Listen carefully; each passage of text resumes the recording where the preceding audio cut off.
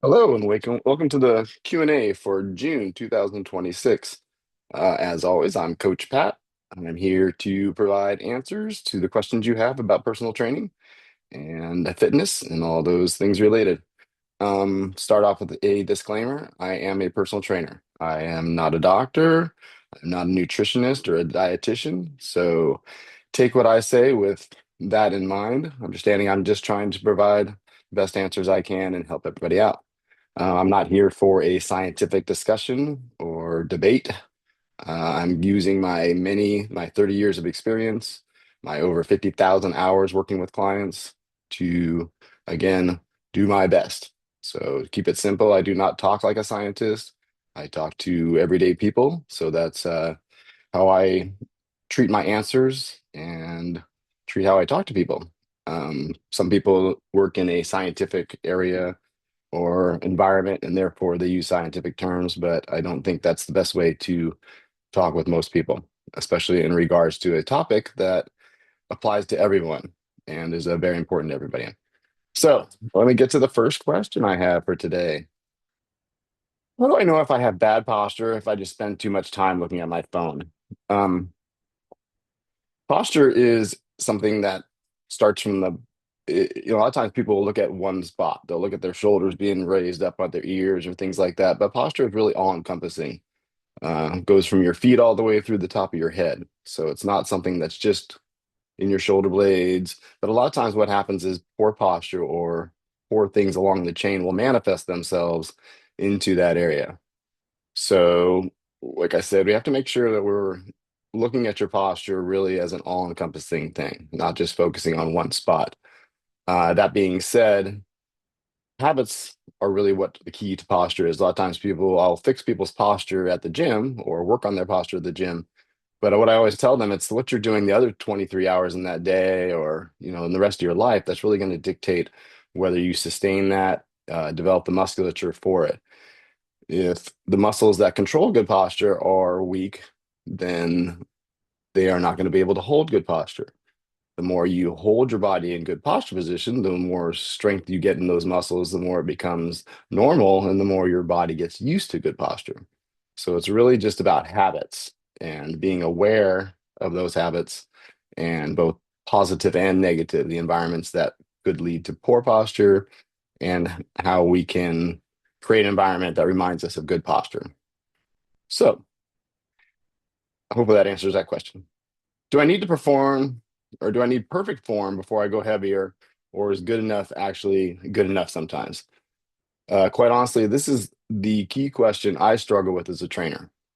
When I'm working with people, I tend to be pretty strict on form, obviously, but that can be debilitating for people at times. If I'm too strict with the form, or if I don't allow some type of error. It can't be perfect every time. So I have to get over that and realize what things are going to be dangerous. That's when the critical things about form. Form is important for effectiveness, obviously, to make the proper muscles work, to get the results that we're looking for. But form also is critical to mitigate any danger or chance of injury. So that's really the controlling factor for me as a trainer, is whether or not someone is going to hurt themselves. And so that's when I'll kind of make sure that form is critical. The other thing is when we're learning an exercise. That's the most important time when we're forming those habits as far as your body patterns. So focusing on great form when you're first learning the exercise is critical. We need to start with great form and then we can progress from there. Next question. If I've got nagging shoulder pain, should I stop upper body training completely or just change what I'm doing? If my shoulder clicks when I press overhead but doesn't hurt, should I care? So I generally call these normal abnormalities that most people have, especially as we age, where you're going to have noise, clicking, grinding, things that happen within your shoulders. Is it good? No. Obviously, it's not good. If it's not causing pain, that's generally a good sign, obviously, that it's not something that's too critical. If it is causing pain, then we need to usually fix whatever's going on in the movement pattern. So with the shoulders, it's a complicated joint. There's lots of things that can go wrong, lots of different muscles and actions upon it. So we need to make sure, again, going back to form, that we have the proper form, that we're using that shoulder joint properly, that is moving in the proper pattern. And then that generally will help a lot with any of the kind of problems, clickings, things of that nature. Again, very complicated joint, lots of secondary muscles act upon it. So if those aren't in the proper position, generally what we have to have is muscles stabilize position before we can move other things. And a lot of times that's where the problem lies, in the stabilization. So most people will go too heavy with their shoulders. So when we think about the muscles acting upon the shoulders, the deltoids, we're not talking about large muscles. So make sure we have a proper and appropriate load to do proper form before we worry about going up in weight.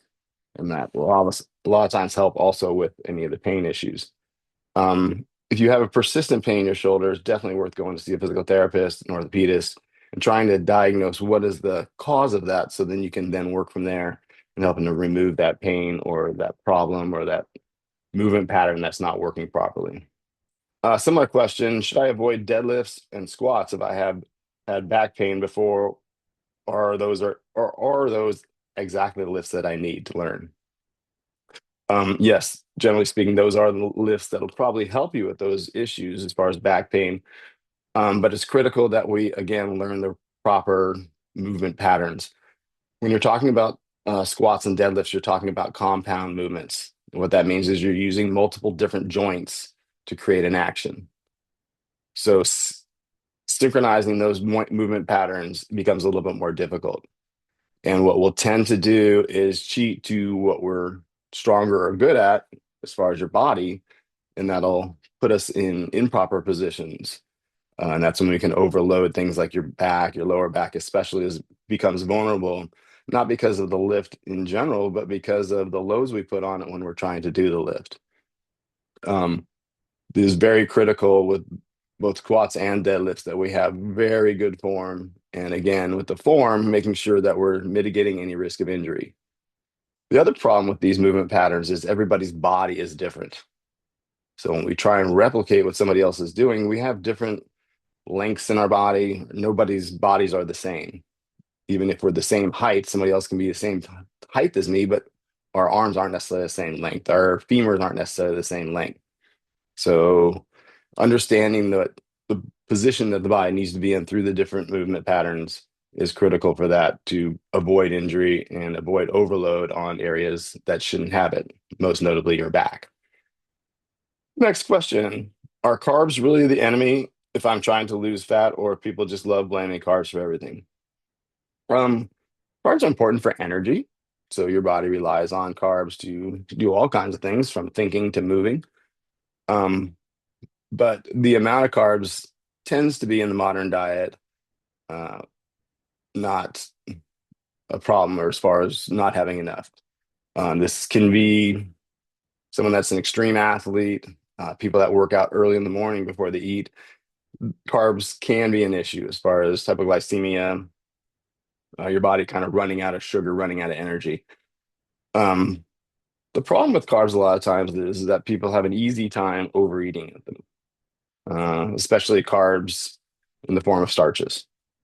So, people will say, well, fruits and vegetables, they're carbs. They're absolutely are, and they're wonderful for you. And you generally have a hard time overeating those.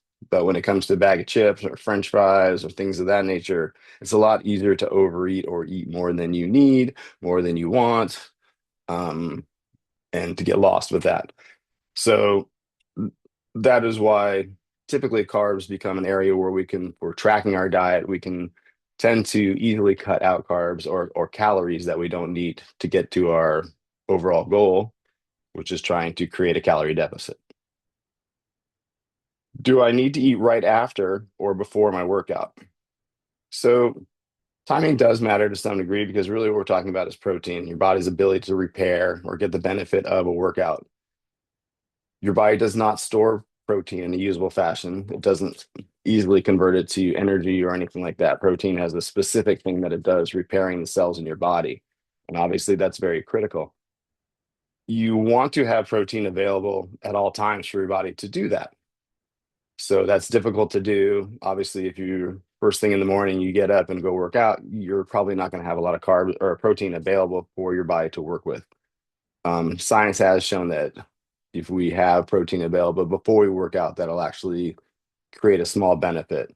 If we eat right after we work out, as far as protein getting available to your body, there's a benefit to that. But really, the overall most important thing is the overall or total protein you get throughout the day. So that's really where we can be focused. If you have a hard time, I know for myself, I do not like to eat before working out. I do not work out well on a full stomach or anything like that. So that's not, so that's, even though there might be a small benefit to it, it's not enough to cause me to eat before I work out. I definitely like to eat after I work out, make sure I got something in my system. Some people might not, and that's okay. You don't have to have a ton. You don't need to have your full day's protein right after you work out. As a matter of fact, it's better to split it out throughout the day. So your body's able to digest it, absorb it, and use it usefully throughout your recovery period, the next couple days after your workout. Next question.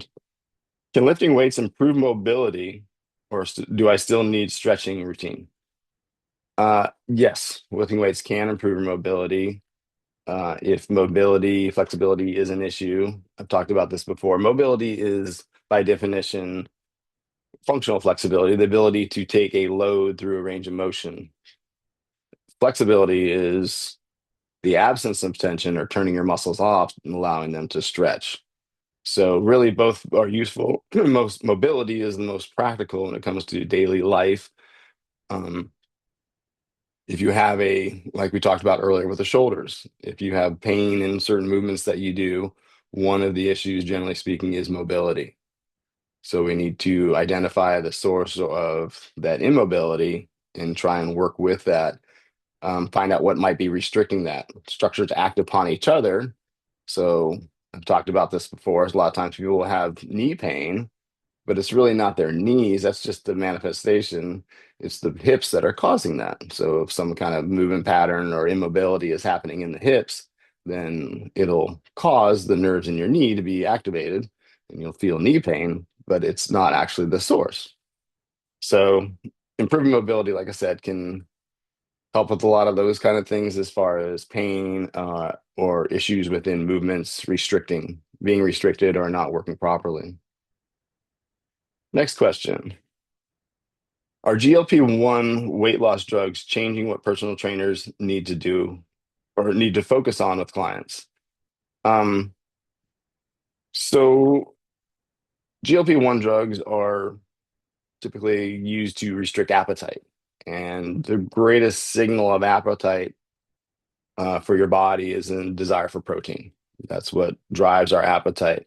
And so when people aren't hungry, then they're not getting the protein, then they're not having what they need to then build musculature. So this is the negative effect.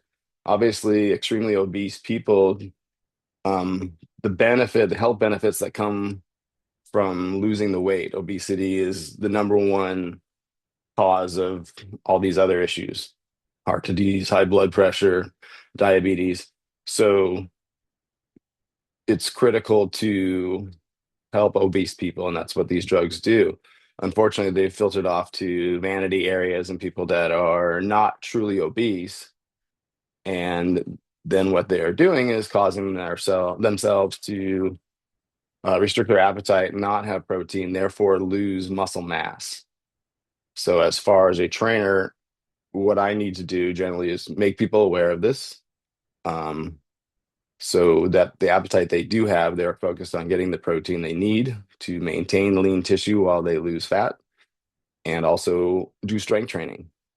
If someone is on GLP-1 drugs and is not doing strength training, I would highly recommend, obviously, everyone does strength training, but even more critical for those people.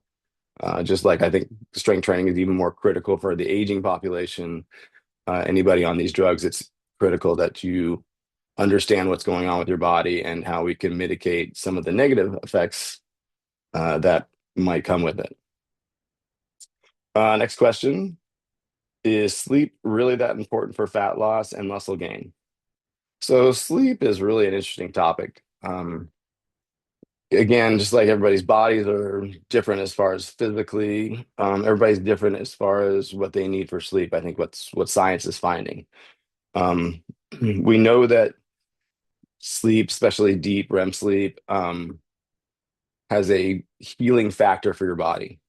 So it's critical that we get that sleep. How much tends to be where we argue. Um, I think what's most important is that you find out how much you need and try and get into good habits.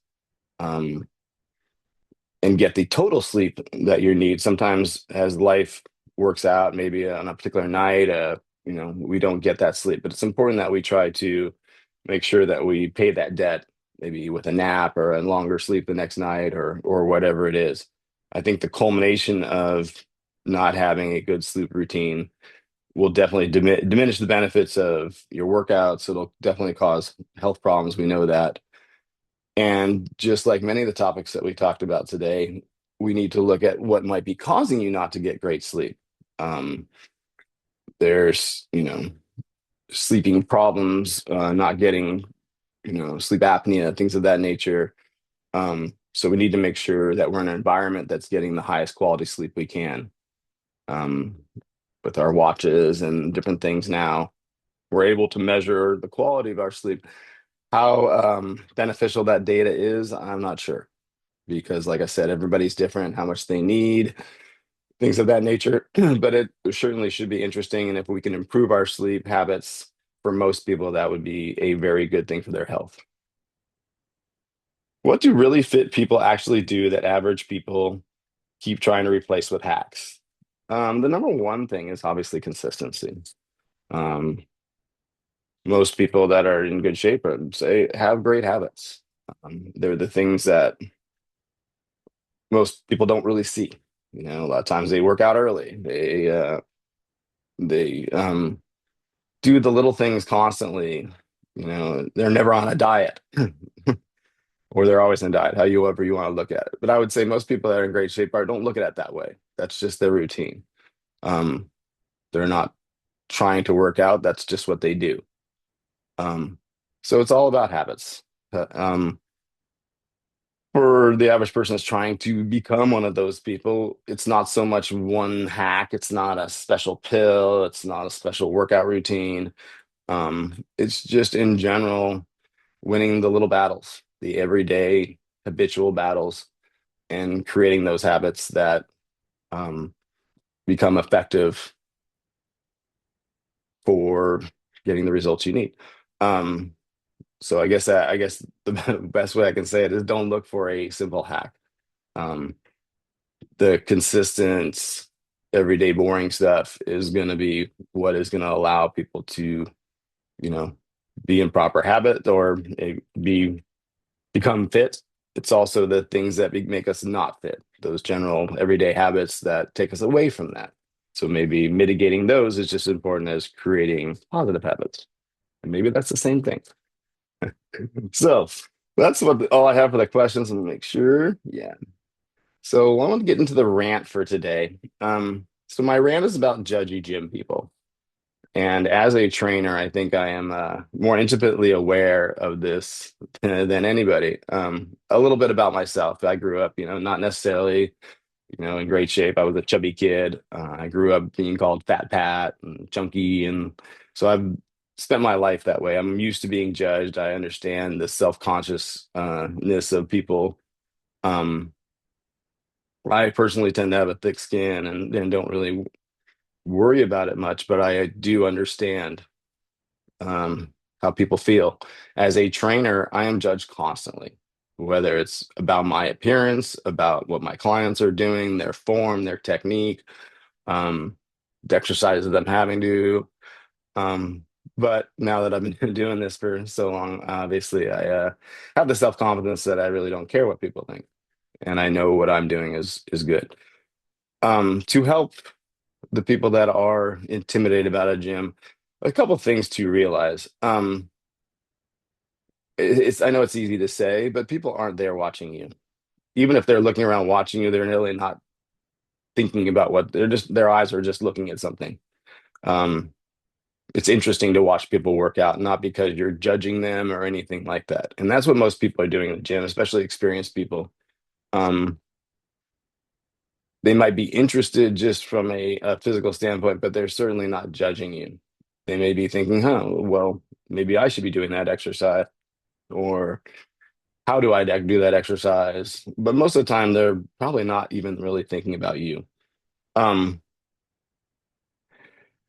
the thing about being intimidated or self-conscious is that we always kind of go to what we're worried about. So if we feel like we're overweight, everybody in the gym will look like they're lean. If we worry about ourselves being weak, then we'll feel like everybody's lifting more weight than us. All these different kind of things, and that'll feed into that negative attitude or whatever, self-consciousness. So realize that your issues are yours alone. Um, and what you're trying to work on, everybody has their own things they're not happy about. There's no one in that gym that's there working out because they think they're perfect. Okay, that's why they're all working towards something. Um, and the most important thing I think I can tell people, the most important example I can give is that the gym really is for people that are dedicated, that they're there all the time, the daily gym people. It's their church. Um, that's how I would compare it. So if you can imagine how somebody else would treat somebody coming into their church, they don't want them to go away. Um, they want them to be there, but also they want them to treat it properly, with the respect and admiration for the place that they're doing their work. So not to say there's not going to be one or two bad seeds in a gym, that obviously happens. But in general, people are there, like I said, because it is their place to have a wonderful experience, and they don't want a negative environment. As far as some tools for handling going to the gym or that intimidation, the best thing you can do is go with a plan. And it doesn't have to be, a hard or complex plan. The most important thing is that it's very simple, something that you can go and execute and then feel good about yourself for doing that. And that's all that matters is you executing what you're trying to do. Um, Keep it simple at first, things that you're somewhat comfortable doing. And then try to seek out somebody, whether it's a staff member or someone in the gym, a friendly face. And if you can start with one friendly face, and if you need help understanding how something works or a particular exercise, generally they'll be very happy to show you. And creating that one friend hopefully will, lead to another and lead to a more comfortable experience. You want to build on success, just like everything with health and fitness. And so just going there and doing one thing, one or two things, the first time you go, um, and then walking out of there accomplishing something is critical. One way to look at the gym is it's a toolbox. There's a bunch of tools there, and people are going to use those tools. Um, they want that tool to be there the next time they go. They want those tools treated well. So be aware of where you get things and putting back in the proper places. Um, if you don't know, again, ask somebody. Most people are very happy to help. They want you to have a positive experience. They want that place to be a positive place. Um, if overall the gym you're going to feels completely out of place, then maybe find a different gym that feels more comfortable to you. Um, but being self-conscious of the gym is understandable, but we understand that everybody else has felt that way. And once we get over that, then the gym can be a wonderful environment. Um, I've seen people going for 10, 20 years, and developing friendships that are, um, you know, based on just camaraderie. Uh, so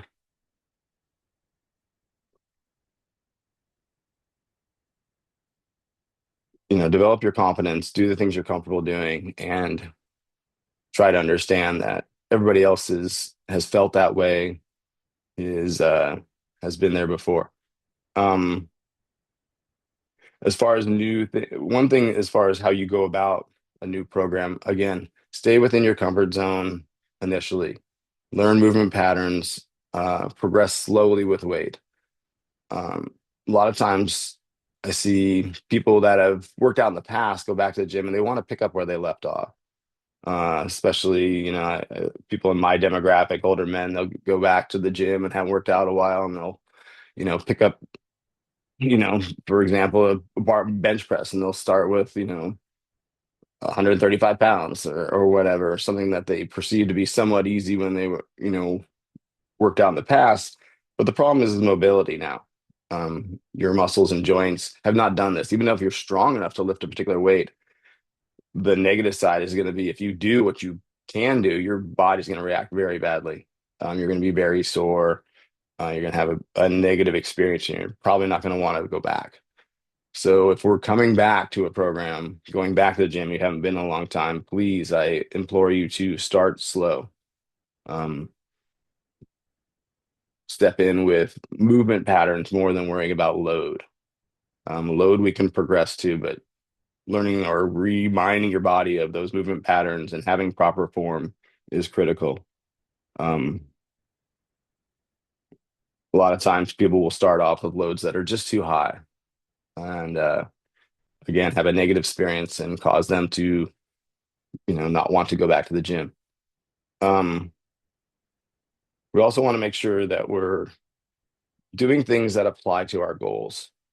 So if we're trying to cause your body to adapt and change overall, then large movement patterns, large muscles are going to be the most beneficial to you. For instance, I've seen a lot of times overweight people go to the gym trying to create large change in their body, and they'll do things like crunches and bicep curls. And they'll feel those and they'll feel like they're getting a great workout, but those are very small muscles on the grand scheme of things. So the overall adaptation of your body is not going to be there. You're not going to see results. Um, so we wanted to, like I said, look for large movement patterns, things where you're using large muscles. The basics being obviously with the lower body, largest muscles in your body are the lower body, squatting, uh, number one, lunges, things of that nature, large movements. With the upper body, your basic pushing and pulling are going to activate the largest muscles and cause the most change and adaptation. As we get more experience, spend more time, have more time in the gym, then we can kind of branch into those smaller muscles and then also maybe the areas that we're targeting for our own specific needs. Things that you may be self-conscious of. Maybe you're a man that wants bigger arms. You're a woman that wants, a nicer butt. Whatever it is, you can target those areas. Work to what your goals are, and hopefully, after you spend a little time in the gym, you start to feel that sense of community and start to enjoy uh, relationships or seeing same people, and the habit becomes a lot more uh, ingrained at that point. So hopefully that helps a little bit. Like I said, obviously I spend a lot of time in the gym and a lot of years, and it's a place that I understand the intimidation. It's a place that I can still feel intimidated sometimes, despite all my experience. I'll still feel self-conscious sometimes, and that's natural. Um, so realize that's not a them problem or a gym problem, that's a you problem. If I'm feeling self-conscious, that's on me. I'm the one that's causing that to happen. So be in control, empower yourself, don't empower others. And hopefully that'll give you something to work with. That's all I have for today. Thank you for coming by. We'll be back next month for more questions and answers. So I'd appreciate it if you supply those to me. Follow me on the social media, Ask Coach Pat on everything, TikTok, Facebook, LinkedIn, AskCoachPat.com is your hub for all that information. And please send me a message. See you next month.